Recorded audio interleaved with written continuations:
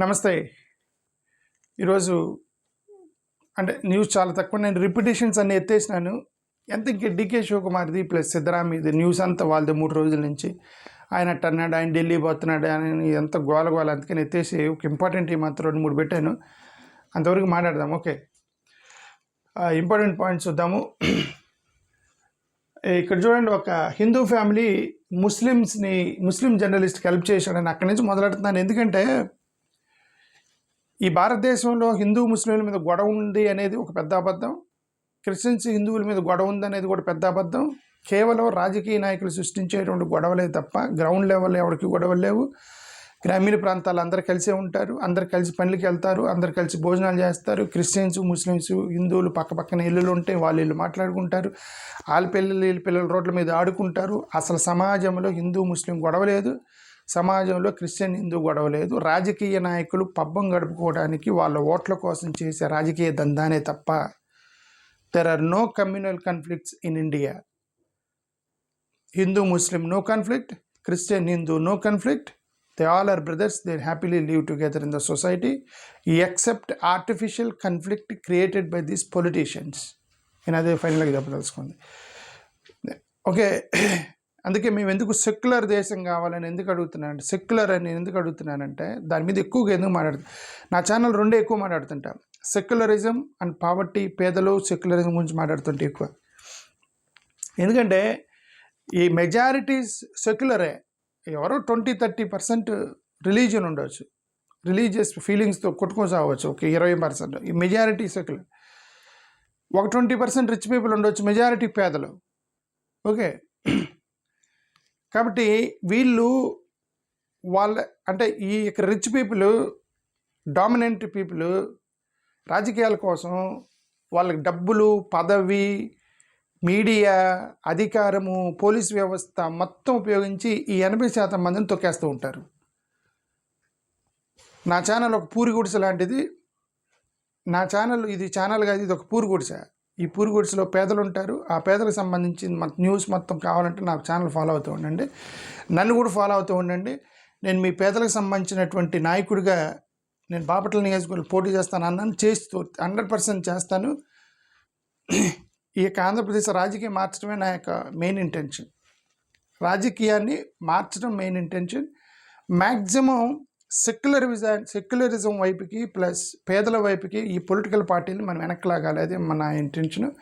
కాబట్టి నేను బాపట్ల పోటీ చేస్తాను 100%. మీ పేదలు, నిజంగా సెక్యులర్ వాదులు, పేదలు మొత్తం కూడా మీరు నాకు ఓటేయండి. బాపట్ల నియోజకవర్గంలో మీరు దయచేసి నాకు ప్రచారం చేయండి నా తరపు నుంచి. ఇక్కడ చూడండి, Hindu family gifts land to Muslim journalist. ముస్లిం జర్నలిస్ట్కి వాళ్ళ ప్రభుత్వం వచ్చి అతని ఇల్లును పడగొట్టిందట, ఏదో ఇల్లీగల్గా కట్టేదని చెప్పేసి పక్కన ఉన్నట్టు హిందువులకి జాలేసి ఒక 5 సెంటుల భూమి ఆ ముస్లిం జర్నలిస్ట్కి ఇచ్చి హెల్ప్ చేశారట. What a beautiful news I have seen. An extremely example of Hindu Muslim unity in Jammu and Kashmir. A Hindu family, హిందువులు ముస్లిం అతనికి హెల్ప్ చేశారట 5 సెంటులకు సంబంధించి. ఎక్కడుందండి గొడవ హిందూ ముస్లింలకి? మీరు సృష్టించేది తప్ప ఎక్కడుందండి? గతంలో ఏప్రిల్లో ఒక న్యూస్ చూసా. April in Malda village Muslim neighbours help family of Hindu labourer perform his last rights. Okay, ఒక హిందూ పేద కుటుంబంలో చనిపోతే ఇంట్లో అంత్యక్రియలు చేయడానికి కూడా వాళ్ళ దగ్గర డబ్బులు లేకపోతే పక్కనున్న ముస్లిమ్స్ తలా వేసుకొని, తలా 10 రూపాయలు చందా వేసుకొని ఒక హిందూకి, హిందూ సాంప్రదాయంలో అంత్యక్రియలు చేయడానికి సాయం చేశారట ముస్లిమ్స్. ఇది న్యూస్ ఏప్రిల్లో వచ్చిన టైమ్స్ ఆఫ్ ఇండియాలో వచ్చిన న్యూస్ ఇది. గతంలో Muslim employer helps Hindu couple marry in riot hit ముర్షిదాబాద్లో ఈ యొక్క అల్లర్లో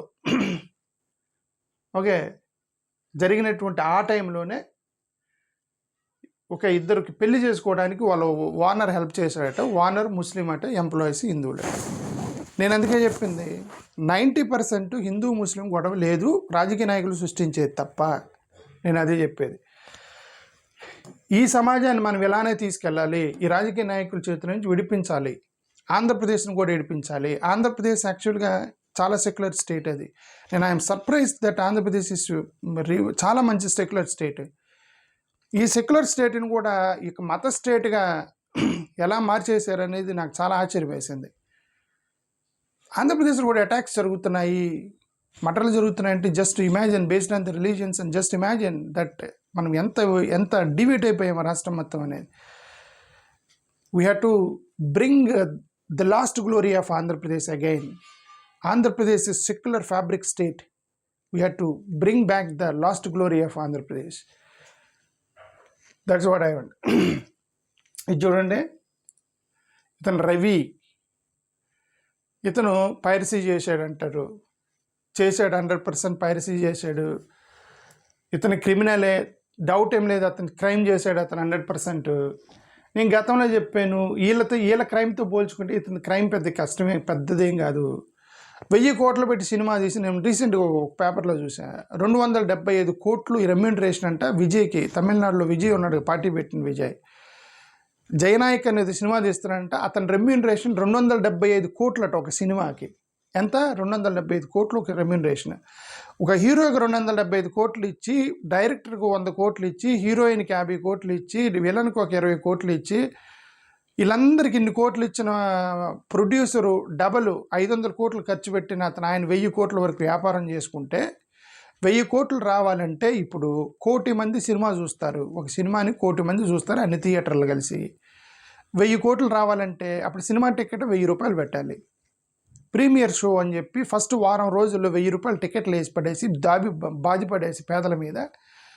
ఎవడేమన్నాడండి హీరోకు 250 కోట్లు ఎందుకంటే? ఏం చేసుకుంటాడు 250 కోట్ల రూపాయలు హీరో? ఎందుకు ఇచ్చారు అతనికి? ఆ టికెట్ ఎవడు భరించాలి? సినిమాలు నేర్పించారు వీళ్ళకి. ఇతను తప్పు చేశాడు. అతనేం సమాజ సేవ చేయలే, అతను డబ్బులు సంపాదించడానికే చేశాడు. దాంట్లో ఈ బెట్టింగ్ యాప్లో ఎన్ని పెట్టి చేశాడు, క్రైమ్ చేశాడు. బట్ ఆ క్రైమ్లో బెనిఫిట్ పొందారు పేదలు. 1000 రూపాయలు పెట్టి సినిమా చూసేది ఏంద్ర బాయ్, ఫ్రీగా వస్తుంది ఐబొమ్మలు అని చెప్పి మొత్తం చూశారట. ఇది ఇతను హిడ్మా, ఇతను కూడా క్రైమ్ చేశాడు ఇతను.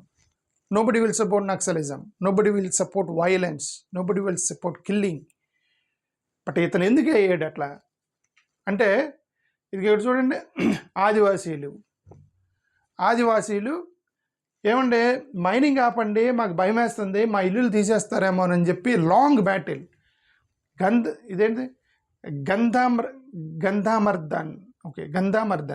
గంధామర్దన్స్ long battle. Mining fears return to Odisha secret hills. ఒరిస్సాలో ఎక్కడ సాక్రెడ్ హిల్స్ ఉన్నాయంట. వీళ్ళు చాలా రోజుల నుంచి పొట్లాడుతున్నారంటే మైనింగ్ ఆపండి. ఇప్పుడు నా ప్రశ్న ఏంటంటే, అడవి అనేది ఒక పెద్ద ఏరియా అండి. అడవి అనేది పెద్ద ఏరియా. మన భూభాగం అడవి ప్రాంతం చాలా ఉంది. మరి ఇక్కడ ఆదివాసులు ఉన్న వాళ్ళ దగ్గరికి వెళ్ళింది మైనింగ్ ఎందుకు మొదలెడతారు మీరు? అడవి చాలా ఉంది కదా. ఇప్పుడు వీళ్ళు ఎక్కడో ఒక ప్లేస్లో ఆదివాసులు ఉన్నారు, వాళ్ళ జోలికి వెళ్ళకాకండి. వాళ్ళకి ఒక 100 కిలోమీటర్ల దూరంలో అక్కడ కొట్టుకోండి మైనింగ్. వీళ్ళ దగ్గరికి ఎందుకు వెళ్తారంటే, ఈ ఆదివాసీలు ఉంటారు కదా, ఒక గ్రామాన్ని సృష్టిస్తారు వీళ్ళు.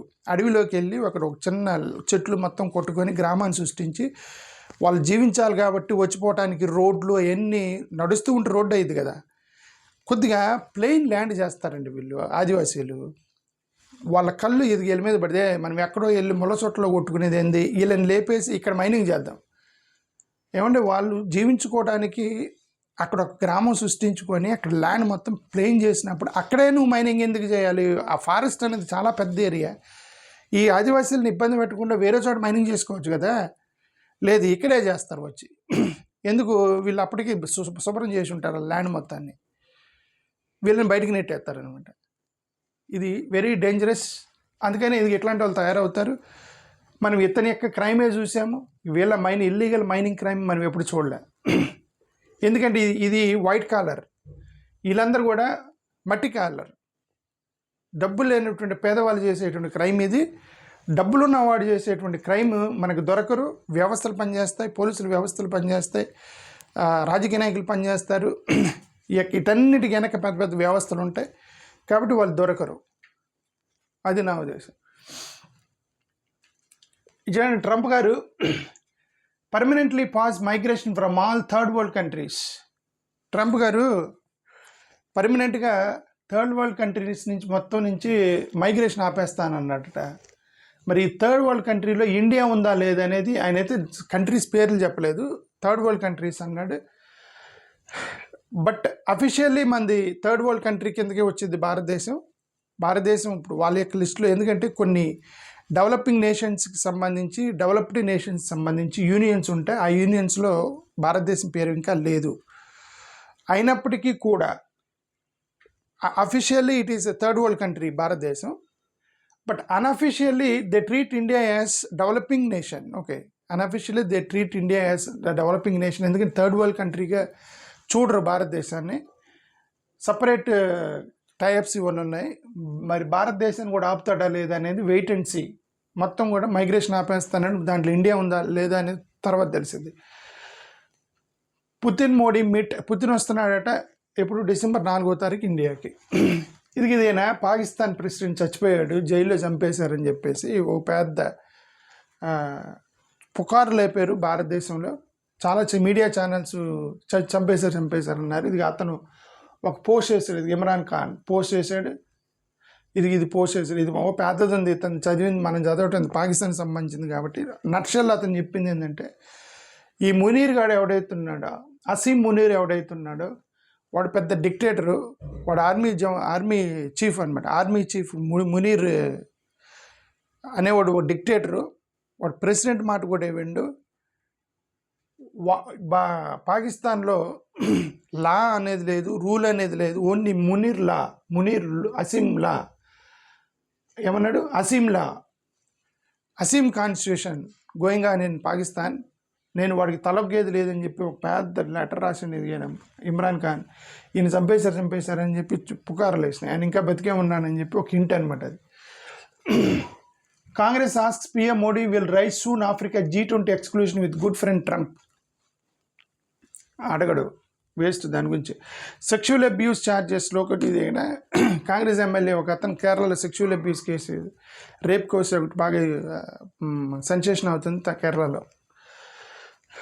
ఇది నిన్న మనం మాట్లాడాము. ఇది ఎన్ని ఫారెన్ అకౌంట్స్లు, ఎక్స్ అకౌంట్స్ మొత్తం ఫారెన్లో చూపిస్తున్నాయి అన్నారు. దానికి నేను డీటెయిల్గా ఎక్స్ప్లెయిన్ చేశాను అన్న వీడియోలో, దానికి సంబంధించి. Amid power tussle. ఇంక ఇదంతా సిద్ధరామయ్య DK శివకుమార్ది. పేపర్ ఓపెన్ చేయగానే వీళ్ళిద్దరే 2 రోజుల నుంచి అసలు వీళ్ళిద్దరిని గురించి మాట్లాడకూడదు అనుకున్నా. ఎందుకంటే అన్ని న్యూస్ ఉన్నాయి, 3 గంటలు కష్టపడితే తప్ప వీళ్ళన్ని న్యూస్ గ్యాదర్ చేయలేము. అంత టైం వేస్ట్ చేస్తున్నారు వీళ్ళిద్దరు యాక్చువల్గా. సరే చూద్దాం. అయినా సరే ఇంక చాలా ఉన్నాయి, 50-60 న్యూస్లు ఉన్నాయి. దాంట్లో 4-5 పికప్ చేసి మీకు చూపిస్తున్నాను. Congress high command has sense of timing to resolve Karnataka power tussle. Priyanka Kharge. Congress high command decide చేస్తాను Priyanka Kharge. Karnataka power tussle. DK Shivakumar rushes to Delhi వెళ్తాడని రూమర్. ఈరోజు వాళ్ళిద్దరు బ్రేక్ఫాస్ట్ అయిపోతున్నారని ఒక room. Amid power tussle Siddaramaiah DK Shivakumar display cabinet. అంటే వీళ్ళిద్దరు కలిసి ఈరోజు బ్రేక్ఫాస్ట్ చేయమని హైకమాండ్ వాళ్ళు చెప్పారట. మీరిద్దరు చాలా డ్యామేజ్ చేశారు ఇప్పటికీ కాంగ్రెస్ని కర్ణాటకలో, మీ ఇద్దరు కలిసి యూ హ్యావ్ బ్రేక్ఫాస్ట్ టుగెదర్ అన్నారట. ఇది సో వీళ్ళిద్దరూ ఈరోజు today they're going to have. DK Shivakumar is going to Siddaramaiah's house for breakfast today. అది న్యూస్ అది. Okay. Shivakumar not in hurry to become CM says Delhi is our temple, high command always provides guidance అని శివకుమార్ అన్నాడు. ఢిల్లీ నాకు గుడి లాంటిది, వాళ్ళు చెప్పిందే చేస్తానని శివకుమార్ అన్నాడు. నాకేం అంత అర్యం లేదు, ముఖ్యమంత్రి అవ్వదామని అని శివకుమార్ చేసిన స్టేట్మెంట్. Delhi air pollution. ఇతను Rahul Gandhi. Children choking in front of us. Rahul Gandhi question PM Modi silence. Children choking in front of us. Okay. Rahul Gandhi ఆ ఢిల్లీ పిల్లలు చచ్చిపోతున్నారు అని రాహుల్ గాంధీ ఒక పోస్ట్ చేసాడు ఎయిర్ పొల్యూషన్ మీద. పార్లమెంట్లో మీరు చర్చించాలి దాని మీద. ఒక BJP reviewing no confidence motion in కర్ణాటకలో నో కాన్ఫిడెన్స్ మోషన్ పెట్టే అవకాశం ఉంది. ఎందుకంటే పార్టీలు చేయించడంలో వాళ్ళు the number 1 Bharatiya Janata party. గతంలో కర్ణాటక గవర్నమెంట్ పడగొట్టారు, తర్వాత మహారాష్ట్ర గవర్నమెంట్ పడగొట్టారు, తర్వాత ఇక్కడ మేఘాలయంలోనూ ఎక్కడో పడగొట్టారు, మణిపూర్లోనే ఎక్కడో కరెక్ట్గా నార్త్ ఈస్ట్లో ఒక గవర్నమెంట్ పడగొట్టారు, నార్త్లో కూడా ఇంకొక స్టేట్. ఇది అంతే. పార్టీ ఇద్దరు కాంగ్రెస్లో ఏంటంటే ఇంటర్నల్ లిబర్టీ ఉండేది, ఇంటర్నల్ ఫ్రీడమ్ ఉండేది కాంగ్రెస్లో. జస్ట్ ఇమాజిన్ ఇది ఇద్దరు వ్యక్తులు ముఖ్యమంత్రి కోసం 4 రోజుల నుంచి కొట్టుకుంటున్నా సరే కాంగ్రెస్ హైకమాండ్ ఏమనలా, వాళ్ళని చూస్తూ ఉన్నారు తప్ప వాళ్ళని ఏమనలా. అంత ఇంటర్నల్ డెమోక్రసీ ఉంది కాంగ్రెస్ వాళ్ళ పార్టీలో. అదే బీజేపీ వాళ్ళు అయితే ఈ పార్టీ సస్పెండ్ చేసి ఉండేవాళ్ళు. రీజనల్ పార్టీలు అయితే నోరెత్తితే ఎత్తేస్తారు అంతన. రీజనల్ పార్టీస్ అనుకోండి ఇట్లా ఎవడైనా నోరెత్తి వెంటనే సస్పెండ్ చేసేస్తారు, దగ్గర కూడా రాను. చాలా డిక్టేటర్షిప్ ఉండేది రీజనల్ పార్టీస్లో. వీళ్ళు ఏంటంటే పాపం ఇప్పటికి చాలా పార్టీలు చీలిపోయినాయి వీళ్ళ దగ్గర నుంచి. 1930s నుంచి కాంగ్రెస్ నుంచి ఒక 20-30 పొలిటికల్ పార్టీలు వచ్చినాయి. 20-30 పొలిటికల్ పార్టీస్కి జన్మనిచ్చింది కాంగ్రెస్, రీజనల్ పార్టీస్. మళ్ళీ దనుకున్నారు వీళ్ళిద్దరు దనుకుంటే ఇప్పుడు బీజేపీ మళ్ళీ చీల్చడానికి రెడీ ఉన్నారు. చీలినా చీలిద్ది కర్ణాటకలో.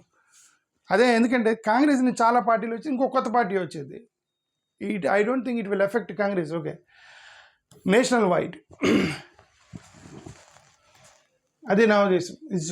Cyclone Ditwa, when will the storm makes landfall? IMD issues defeat 5 states and alert. Kerala's population projected to rise till 2041 then dip. Kerala's population projected to rise till 2041. 2041 పెరిగి ఆ తర్వాత తగ్గిపోతాడు Kerala. 4 tourists stuck mid-air for about 2 hours in Kerala skydiving.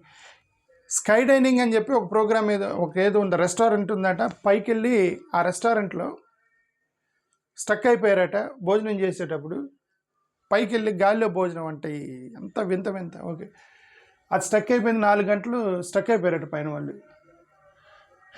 Supreme court ఏం చెప్పిందంటే social media పోస్టులు మీరు screen చేయాలి అని. ఇప్పటికే డెమోక్రసీ చచ్చిపోయిందండి.